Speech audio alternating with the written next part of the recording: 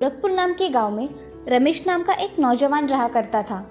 रमेश लोगों के यहाँ मजदूरी करके अपना गुजारा किया करता था। उसके घर में कोई व्यक्ति ना होने के कारण उसे हमेशा अकेलापन खाया करता था, मगर वो बाहर की दुनिया देख हमेशा खुश रहने की कोशिश किया करता था। एक दिन रमेश काम से घर लौट रहा था, तभी उसे सेब के पेड़ों का खेत दिखाई दिया। रमेश को सेब देख उसे खाने की बड़ी इच्छा हुई, मगर उसके पास पैसे ना होने के कारण रमेश एक जगह खड़ा होकर उसे देख रहा था। तभी उस खेत का मालिक रमेश से, कौन हो तुम और मेरे सेब के पेड़ों को ऐसे क्यों देख रहे हो? सेठ, मुझे बहुत भूख लगी है, क्या मुझे एक सेब खाने को मिलेगा? यहाँ तुम्हें क्या धर्मशाला दिखाई दे रही है क्या? चलो, एक भी सेब नहीं मिलेगा तुम्हें। नहीं सेठ, मैंने सिर्फ आपसे पूछा। यहाँ कुछ नहीं मिलेगा तुम्हें, चलो जाओ यहाँ से जल्दी। रमेश बड़े दुखी मन से वहां से चला जाता है और मन में सोचता है, क्या जमाना आया है, पैसा नहीं तो कोई खड़ा भी नहीं करता, इंसानियत नाम की तो कोई चीज ही नहीं है। ऐसा सोचते सोचते रमेश रास्ते से घर जा रहा था। तभी उसे रास्ते में एक बूढ़ा आदमी सेब बेचते दिखाई दिया।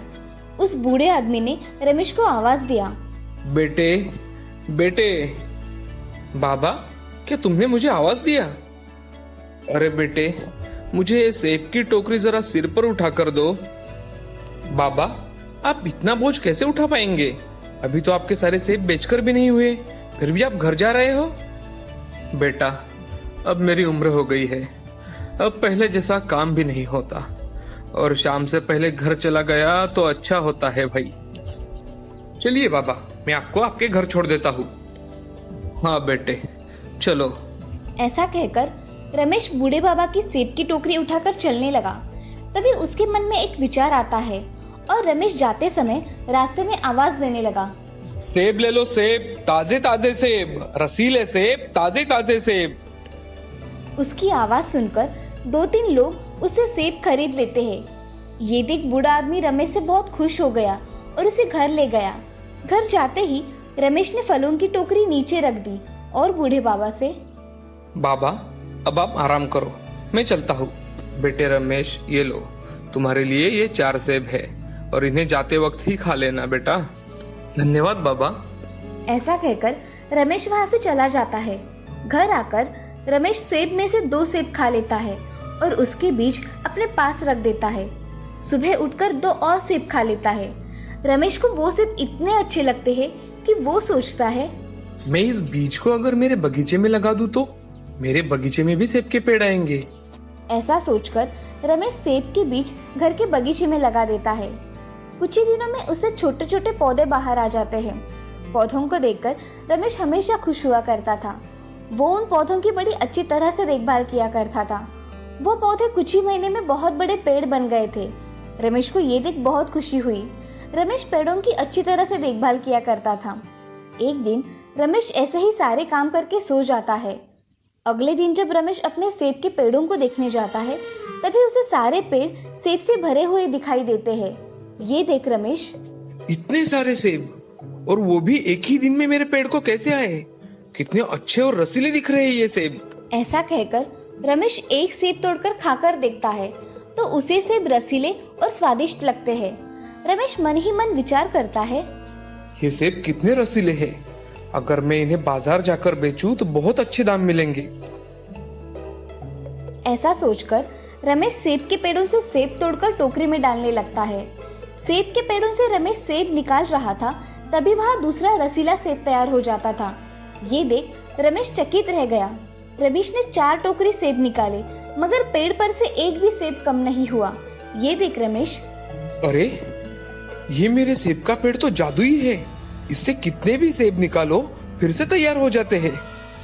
अब रमेश सेब से भरी हुई टोकरियों को लेकर बाजार चला जाता है और बाजार में उन्हें अच्छे दामों से बेचता है। एक आदमी रमेश से, अरे भैया, 1 किलो सेब कितने के दिए? भैया 70 रुपए किलो। आपको कितने दूं? जी मुझे 2 किलो सेब बांध देना भाई। ऐसा कहते ही रमेश उस आदमी को 2 किलो सेब दे देता है। बहुत सारे लोग रमेश से सेब खरीद लेते हैं। रमेश के पास के सेब इतने रसीले होते हैं कि लोग उसके सेब फिर से लेकर जाने लगे। ये देख रमेश बहुत खुश हो जाता है। अब रमेश सारे सेब बेचकर घर आ गया। अगले दिन रमेश 10 टोकरियां सेब निकालता है और बाजार जाकर बेचता है। उसके अगले दिन 10 टोकरियां सेब भी खत्म हो जाते हैं। अब रमेश घर जाने के लिए निकलता है। तब उसकी नजर बूढ़े बाबा पर पड़ती है। रमेश को बूढ़े बाबा की तबीयत ठीक नहीं लगती। वो तुरंत उनके पास जाकर, बाबा, आपकी तबीयत तो ठीक है ना? अरे बेटा, कैसे हो? कितने दिनों बाद मिले हो?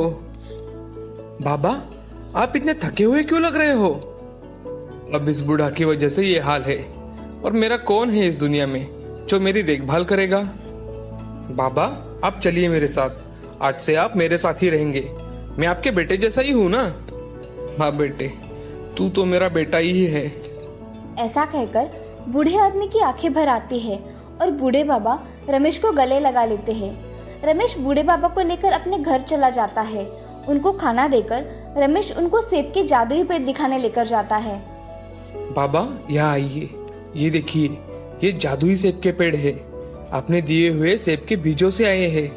वो पेड़ देखकर बूढ़े बाबा बहुत खुश हो जाते हैं और रमेश से कहते हैं, अरे रमेश बेटा, क्या ये सच में मैंने दिए हुए सेब के पेड़ हैं? बहुत अच्छे सेब लगे हैं। बाबा, सभी पेड़ के सेब बहुत अच्छे हैं और लोगों को ये सेब बहुत पसंद है। ये देखिए बाबा, यहाँ से सेब निकाला तो फिर से उस जगह सेब आ जाता है। ये सेब खत्म ही नहीं होते। रमेश, ये भगवान का आशीर्वाद है। जो जादुई पेड़ तुम्हें मिला है, इसका सही तरह से इस्तेमाल करना बेटा। हाँ बाबा। रमेश उस पेड़ के बहुत सारे सेब निकालता है और बड़े व्यापारी को बेच देता है।